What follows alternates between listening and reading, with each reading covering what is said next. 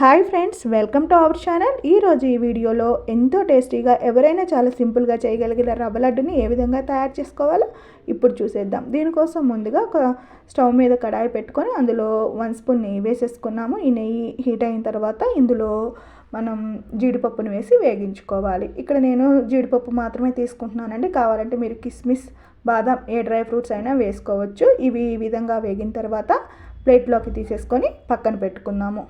ఇప్పుడు అవసరం అనుకుంటే ఇంకొంచెం నెయ్యి వేసుకొని దానిలోనే బొంబాయి రవ్వ వేసుకొని వేగించుకోవాలి. ఇక్కడ నేను 2 గ్లాసుల బొంబాయి రవ్వను అయితే తీసుకున్నాను. ఈ గ్లాస్తో 2 గ్లాసుల రవ్వను తీసుకుని స్టవ్ని సిమ్లోనే పెట్టి మంచి అరోమా వచ్చే వరకు రవ్వని బాగా వేగించుకోవాలి.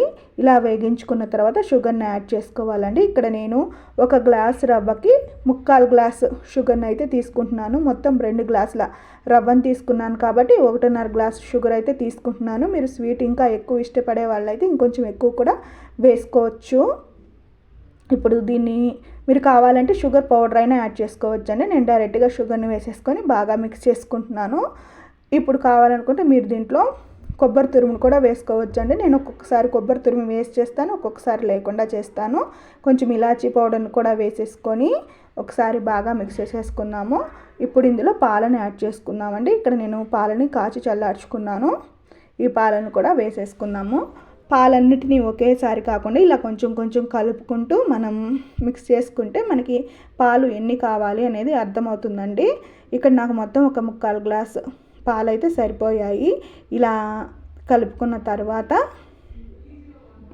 స్టవ్ ఆఫ్ చేసేసుకొని ముందు వేగించి పెట్టుకున్న జీడిపప్పును కూడా వేసుకొని ఒకసారి బాగా మిక్స్ చేసేసుకొని ఇక గోరువెచ్చగా ఉన్నప్పుడే మనం లడ్డూలు చేసేసుకుంటే సరిపోతుంది. మనకి పాలు అనుకుంటే ముద్ద రాకపోతే ఇంకొంచెం యాడ్ చేసుకుంటే సరిపోతుందండి.